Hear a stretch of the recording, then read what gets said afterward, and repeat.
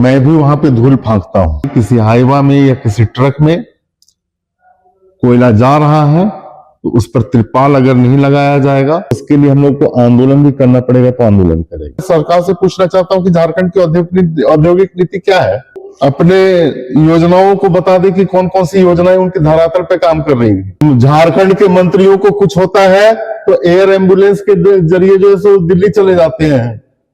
तो सबसे पहले जिस समय झारखंड के मंत्री लोग, गणमान्य लोग झारखंड में अपना इलाज कराने लगेंगे ना, तो मैं समझ जाऊंगा कि झारखंड में चिकित्सा सुविधाएं तो चल रही हैं। झारखंड अपना 25वां स्थापना दिवस मना रहा है और समस्याएं रजत जयंती का उत्सव। झारखंड का जो 32,623 गांव है, वह गांव आज भी विकास की राह देख रहा है। झारखंड जो जल जंगल जमीन के लिए जाना जाता है, खनिज संपदाओं से भरा हुआ एक राज्य है, वह राज्य आज भी अगर विकास से कोसों दूर है। आखिरकार उसके पीछे की वजह, कारण क्या है? हमारे साथ बातचीत करने के लिए आज इस खास चर्चे में सिमरिया के विधायक उज्जवल कुमार दास हैं। जहां पर बड़े बड़े माइनिंग कंपनियां हैं, सीसीएल है, एनटीपीसी है, अम्रपाली है, जैसे तमाम बड़ी कंपनियां वहां पर जो है कोयले की खनन कर रही है। वहां के लोगों को कितना वहां की खनिजों का फायदा पहुंच पाया है, बेरोजगारी पर वह विधानसभा कहां पर है, पलायन पर वह विधानसभा कहां पर है, इन तमाम सवालों पर बातचीत करेंगे। सीधे जुड़ते हैं उज्जवल कुमार दास से। दादा, सबसे पहले तो इस 25 वर्ष के झारखंड में बहुत बहुत आपका स्वागत है। धन्यवाद। सबसे पहले मैं 25 साल का झारखंड आज हो गया है, मैं धन्यवाद देना चाहता हूं तमाम झारखंड वासियों को, अपने सिमरिया विधानसभा क्षेत्र के वासियों को। और इसी उपलक्ष्य में हम लोग रजत वर्ष मना रहे हैं, इसके लिए भी मैं बहुत बहुत बधाई देता हूं और शुभकामनाएं देता हूं। दादा, आप आते हैं सिमरिया विधानसभा से, जिसे खनिज संपदाओं से समृद्ध एक विधानसभा कहा जाता है। लेकिन अगर हम गांवों की बात करें तो आज भी गरीबी, बेरोजगारी और अशिक्षा वहां पर हावी है। ऐसे में कंपनियों से मिलने वाला वह लाभ कहां जाता है? क्या आप बताना चाहेंगे कि आपके विधायक बनने के बाद वहां का सीएसआर का फंड या फिर उस कंपनियों से मिलने वाले फायदे, उसका कितना उपयोग जो है आपके विधानसभा के क्षेत्र में हो पा रहा है?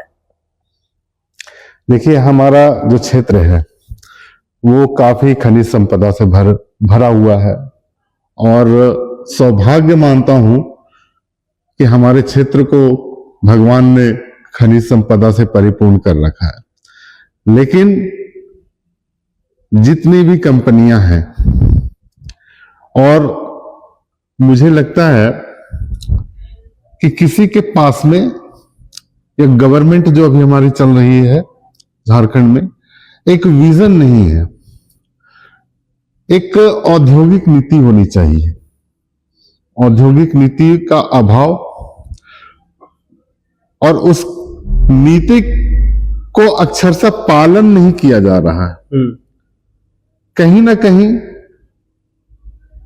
इस चीज की कमी भी खलती है, क्योंकि अगर हमारी सरकार टाइट रहेगी तो हमारी सरकार, हमारे राज्य की सरकार टाइट रहेगी, तो निश्चित तौर पे है कि लोग भी जो है सो टाइट रहेंगे, लोग भी जो है सो डरेंगे, अनुशासन कायम रहेगा। लेकिन अनुशासन कायम नहीं है, ये समस्या है। और अगर कोई ठोस, झारखंड की कोई ठोस औद्योगिक नीति बनाई गई होती तो निश्चित तौर पे है कि आज झारखंड कहीं से कहीं और होता। मैं ये नहीं कहता कि 25 साल में झारखंड ने तरक्की नहीं की या विकास नहीं हुआ, और मैं ये भी नहीं कहता हूं कि एकदम से विकास हो ही गया है। झारखंड में हमारे बाबूलाल सर की भी सरकार रही, उन्होंने बहुत सारी योजनाएं दी, विकास की योजनाएं थी।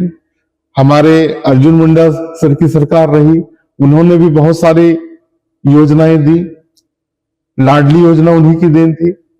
फिर हमारे रघुवर सर की भी सरकार आई, उन्होंने भी कई तरह की योजनाएं दी। आज हमारा झारखंड का जो विधानसभा है, जिसके स्थापना दिवस भी हम लोग मना रहे हैं, तो वो देन हमारे रघुवर सरकार की ही देन है। आज जो सड़कों का जो जाल बिछा झारखंड में, वो भी रघुवर सरकार की ही देन थी। किसानों के सम्मान के लिए जो काम, जो योजनाएं बनाई गई, वो भी हमारे रघुवर सरकार की ही देन थी। 1 रुपया में रजिस्ट्री महिलाओं को सशक्त बनाने के लिए था, वो भी हमारी रघुवर सरकार की ही देन थी। तो हम लोगों की सरकार जब तक रही, हमने प्रयास किया कि झारखंड नित्य नई ऊंचाइयों को छुए, लेकिन अभी जो सरकार चल रही है उसका कोई विजन ही नहीं पता चलता। किस तरह की विजन की बात कर रहे हैं आप? बहुत सारी विजन है। मैं अभी औद्योगिक नीति पे अगर चर्चा करूंगा तो मैं सरकार से पूछना चाहता हूं कि झारखंड की औद्योगिक नीति क्या है। फिर 6 साल हो गया, इससे पहले भी सरकारें, उनकी भी सरकारें रही हैं, और वो अपने योजनाओं को बता दे कि कौन कौन सी योजनाएं उनके धरातल पे काम कर रही है। दूसरी चीज है शिक्षा से संबंधित। आज मैं ये पूछता हूं कि अभी नगरी में जो मामला हुआ रिम्स 2 को लेकर के, मेरा तो सवाल यही है कि झारखंड के प्रत्येक जिलों में अस्पताल है, प्रत्येक प्रखंडों में अस्पताल है, आप उन अस्पतालों में सुविधाएं क्यों नहीं मुहैया करा देते हैं? डॉक्टर्स क्यों नहीं मुहैया करा देते हैं? अगर डॉक्टर्स वहां पे मुहैया करा देते और सुविधाएं वहां पे मुहैया करा दी जाए तो रिम्स पे भार नहीं पड़ेगा। रिम्स 2 बनाने की आवश्यकता है क्यों? मेरा तो सवाल यह है कि रिम्स 2 बन रहा, ठीक बात, लेकिन अगर हमारे पास साधन होते भी इसका उपयोग नहीं किया जा रहा है तो मेरा प्रश्न इस चीज पे है। मंत्री इरफान अंसारी तो बोल रहे हैं कि स्वास्थ्य व्यवस्था को लेकर के हमारी सरकार जो प्रतिबद्ध है। क्या प्रतिबद्ध है? अगर झारखंड के मंत्रियों को कुछ होता है तो एयर एम्बुलेंस के जरिए जो है सो दिल्ली चले जाते हैं। तो सबसे पहले जिस समय झारखंड के मंत्री लोग, गणमान्य लोग झारखंड में अपना इलाज कराने लगेंगे ना, तो मैं समझ जाऊंगा कि झारखंड में चिकित्सा सुविधाएं तो चल रही हैं। यानी कि चिकित्सा जो व्यवस्था है झारखंड में वो बिल्कुल खत्म हो चुका, आप ऐसा ही कह रहे हैं?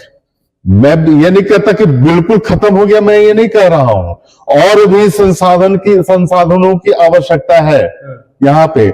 अगर मान लीजिए कि कैंसर का अगर इलाज किसी को कराना है तो कहां जाएगा? झारखंड में करा सकता है क्या?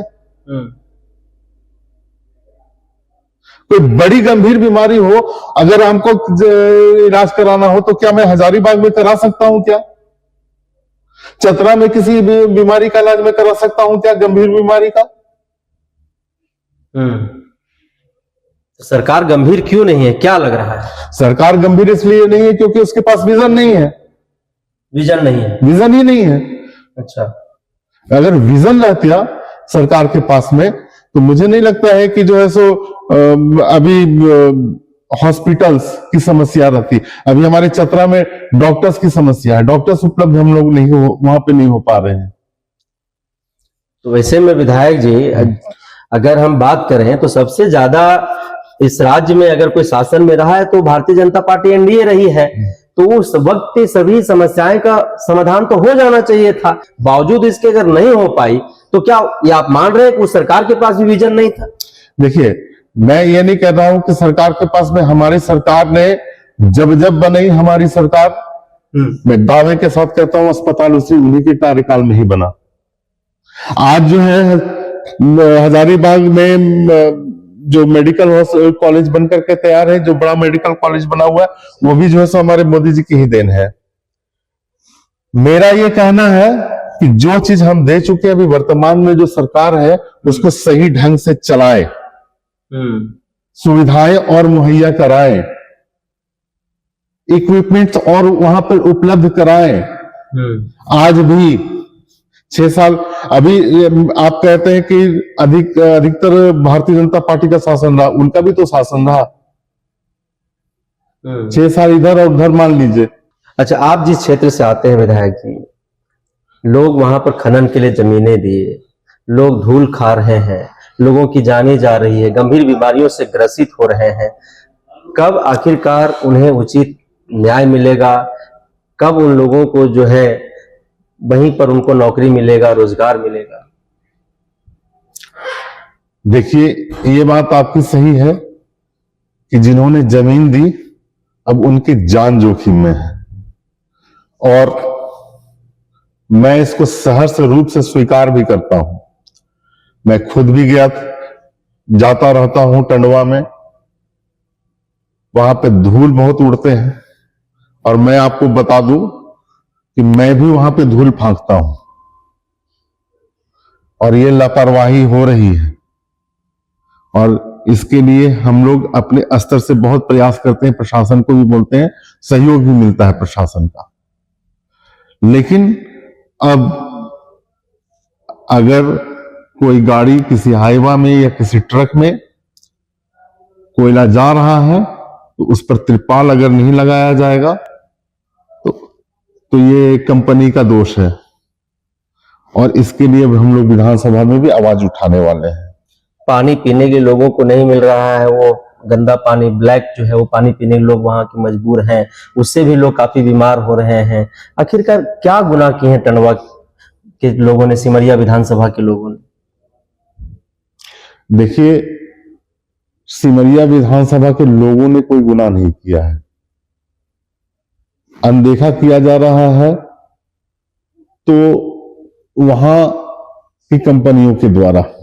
मानकों पे लोग खड़े नहीं उतर रहे हैं, वहां की कंपनियां खड़े नहीं उतर रही हैं। पॉल्यूशन, कोई भी कंपनी बैठती है तो पॉल्यूशन संबंधित उनके नियम कानून होते हैं, लेकिन उसको वो नहीं मान रहे हैं।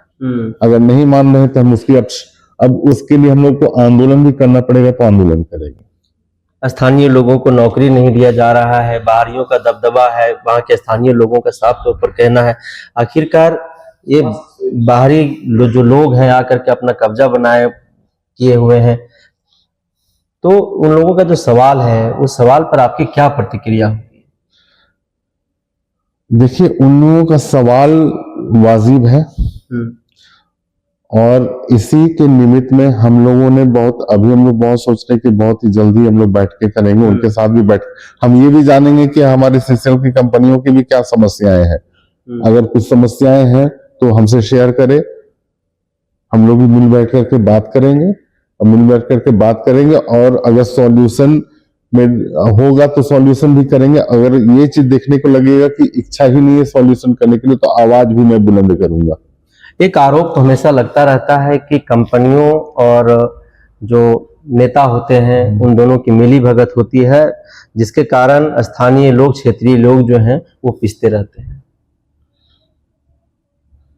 देखिए, मैं सिर्फ इतना ही कहना चाहता हूं कि मैं उनका बेटा, मैं ऐसे ही नहीं करता था। मैं शुरू से ही कहता था मैं उनका बेटा हूं, अपने सिमरिया के विधानसभा क्षेत्र के लोगों का, टंडवा का बेटा हूं। मैं उनके लिए हमेशा निरंतर खड़ा रहूंगा। और बहुत सारी बातें ऐसी भी होती हैं जिसको हम लोग, जिसकी समीक्षा भी करनी चाहिए, खुद में भी आदमी को समीक्षा करनी चाहिए इस बात की। अगर नहीं कर रहे हैं तो कमी होती है, और यही मेरा कहना है। बाकी कोई क्या करता है ये मैं नहीं जानता, मुझे क्या करना है मैं इस चीज को जानता हूं।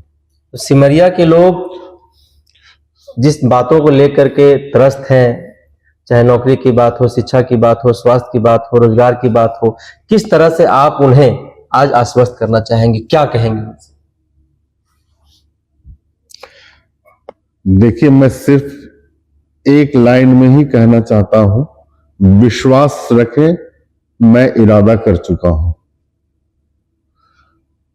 और अभी मैं बता दे रहा हूं, बहुत सारी चीजें मैं अभी नहीं बताना चाहता हूं।